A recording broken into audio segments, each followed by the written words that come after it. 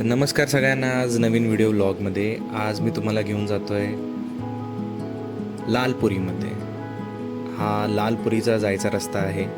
अधिक मास निमित्ताने आम्ही सगळेजण गावाला आलेलो आहे. तुम्हाला तर सगळ्यांना माहीतच आहे आधीच्या व्हिडिओमध्ये सांगितल्याप्रमाणे. तर आता हा लालपुरीकडे जायचा रस्ता आहे. आता लालपुरी काय आहे तर लालपुरी एक हनुमानाचं मंदिर आहे आणि आमची ही अशी खचाखच भरलेली स्कॉर्पिओ आणि सगळे जावई लोक या स्कॉर्पिओमध्ये आतमध्ये आलेले आहेत. तर आपण पाहू शकताय सगळे अगदी दाटीवाटीने आणि एकदम कच्च्या रस्त्यावरनं स्कॉर्पिओ जात आहे.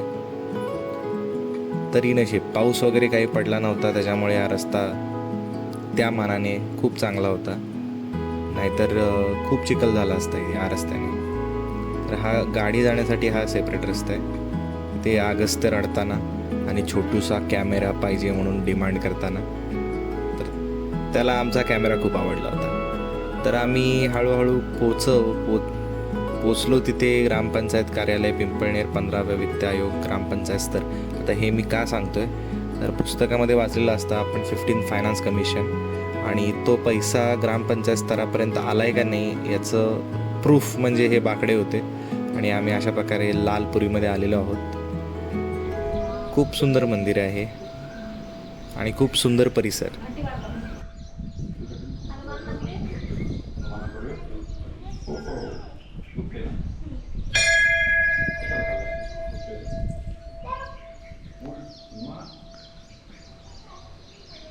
मंदिरच्या आजूबाजूला तुम्ही बघू शकता थोडीशी जमीन आहे.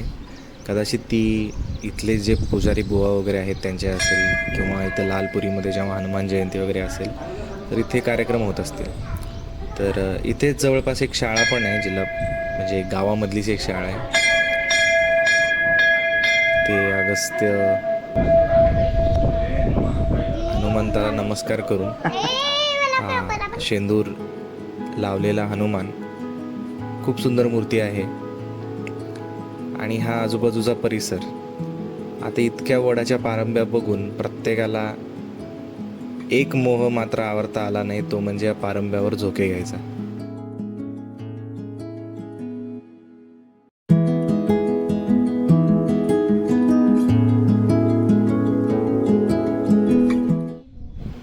इथे अगस्त्य मात्र मारुती स्तोत्र म्हणताना मग्न होता.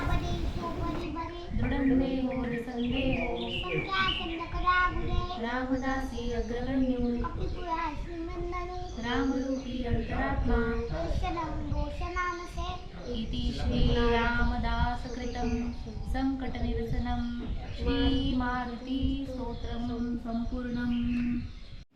त्याच्यानंतर अगस्त्याचं मारुती स्तोत्र पूर्ण झालं आणि सगळ्यांनी आपला मोह वडाच्या पारंब्याला झोके घ्यायचा तो रिअलाइज केला.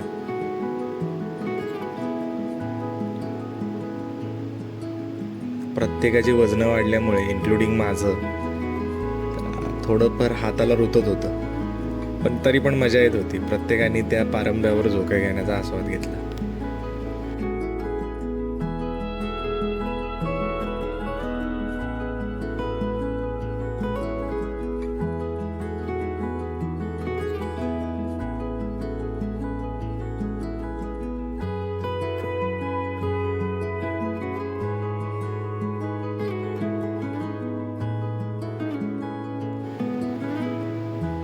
पारंब्यावर झोके घेताना ज्यांचं वजन हलकं आहे त्यांना मात्र हे एकदम सोपं जातं. अदरवाईज तुमचं वजन जास्त असेल तर तुमच्या हाताला खूप रुतेल. अगदी मनसोक्तपणे सगळ्यांनी या पारंब्यावर झोके घेतले.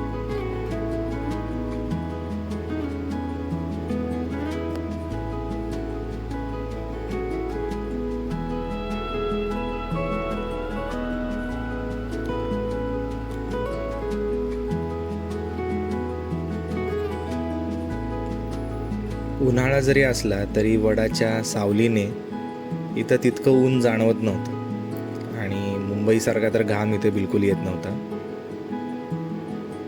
तर इथे थोडीफार मज्जा करून आम्ही आता परत आमच्या घराच्या दिशेने निघालो, कारण फोन येत होते जेवणाची ताटं वाढलेली आहेत, लवकर या लवकर या म्हणून. आणि अधिक मासाचं जेवण असल्यामुळे ते स्पेशल जेवण बनलं होतं. तर आम्ही अशा रीतीने घरी पोचलो आणि सगळेजण खूप भूक लागली म्हणून पहिल्यांदा जेवायला बसलो.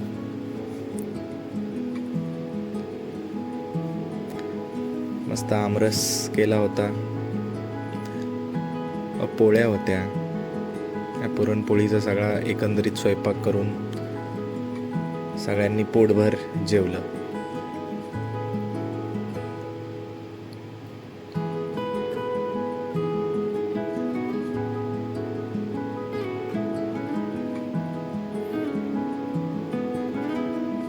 तिकडे आतल्या खोलीतून प्रसाद हळूच बघताना. त्याच्यानंतर अधिक मासाचा महिना असल्यामुळे ते जे काही विधी म्हणा किंवा काही प्रथा म्हणा त्याचं पालन करत इथे जावयांना मान दिला गेला, इन्क्लुडिंग मी.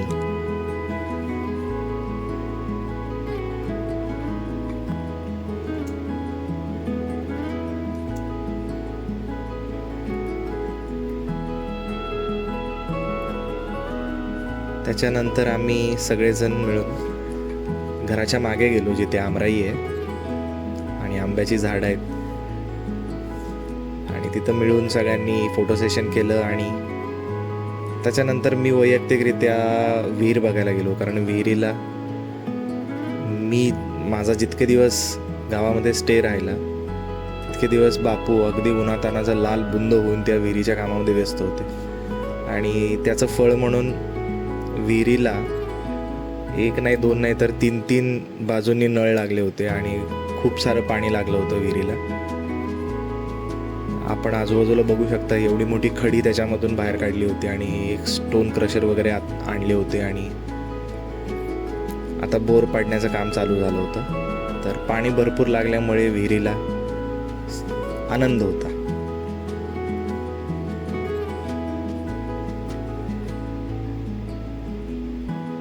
अडुसष्ट फूट विहीर ही खोल आहे आणि 68 फूट खोल विहीर पाहून वरतून कोणालाही चक्कर येईल. आणि अशा प्रकारे आम्ही आवरून आमची बस होती अंमळनेर टू नेरूळ, मुंबईला परतीचा प्रवास आमचा अशा रीतीने चालू झाला. तर भेटू पुढच्या ब्लॉगमध्ये.